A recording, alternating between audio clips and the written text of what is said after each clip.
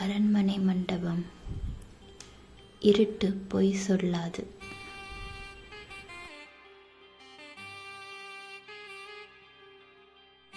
புலி செதுக்கப்பட்ட தூண்களின் பின்னால் பாம்புகள் குழப்பம் செய்தன. நாளை ஓர் உயிர் முடியும் என்றான் ரவிதாசன். சோமன் சம்பவன் ஒரு சுருளை விரித்தான். ஒரு சுருள் ஒரு சதியின் வரைபடம். அடியேனை பார்த்திருவார்கள். இதற்கு ராணி நந்தினி ஒப்புதலா என்றான் சோமன். ஒப்புதலுக்கு நான் தேவைப்படுவேனா என்றாள் நந்தினி.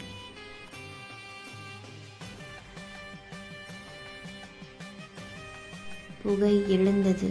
ஆனால் அங்கே புகையாயிருந்தது ஓர் உண்மை.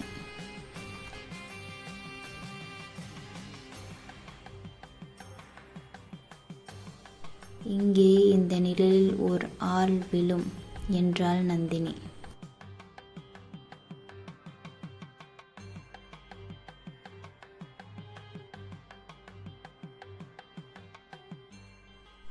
ஓர் விரல், ஓர் மரணம் காட்டும் ஓர் திசை சுட்டி.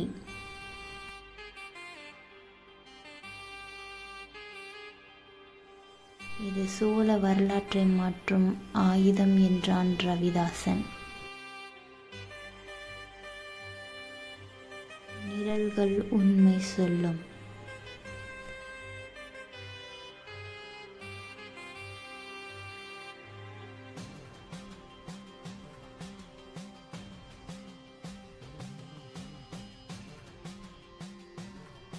இதை பார்த்தால் குற்றவாளி யார் என்று எல்லோரும் நம்பிடுவார்கள் என்றாள் நந்தினி.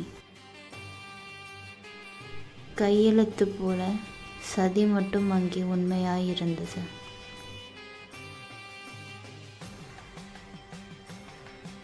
இரவில் சத்தம் கேட்டது.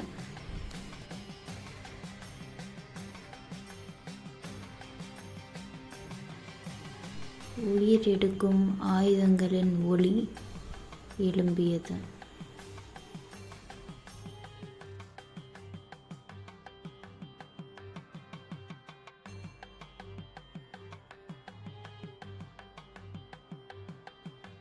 ஒரே அம்பு ராஜவம்சத்தை உலுக்கும். நிழல் அமைதியாக இருந்தாலும் அங்கே புயல் உருவாகிவிட்டது. அவள் முன்னே எல்லாம் தெரிகிறது. ஆனால் இந்த தடவை சதி மிகவும் ஆழமானது.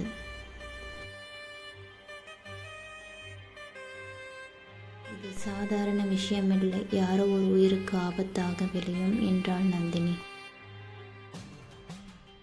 அவள் ஒவ்வொரு அடியும் ஒரு உயிரை காப்பாற்றும் சப்தமாகும்.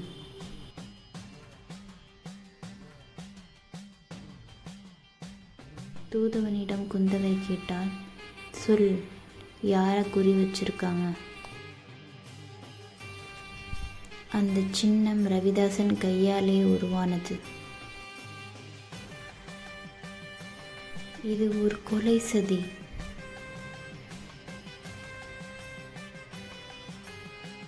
மூன்று நிழல்கள், மூன்று மரணங்கள். அருண்மொழிக்கு தெரியாது என்று அவள் நிழலில் மரணம் காத்திருக்கிறது.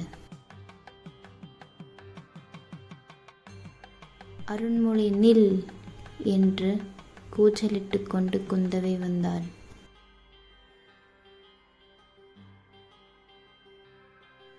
என்ன ஆயிற்று அக்கா என்றான் அருண்மொழி. இந்த ஒரு நொடிதான் அரசின் விதியை மாற்றும். கொலைகாரர்கள் கூட்டமாக இப்போது நாம் குறிவைத்து விட்டோம் என்றார். அம்புகள் பாய்ந்தன அரசின் இரத்தத்தை நோக்கி. இல்லை, நான் இதை அனுமதிக்க மாட்டேன் என்றான் குந்தவை. சதி வெளிச்சத்துக்கு வந்தது. ஆனால் இது ஒரு ஆரம்பம்தான். காண்போம் அடுத்த அத்தியாயத்தில்.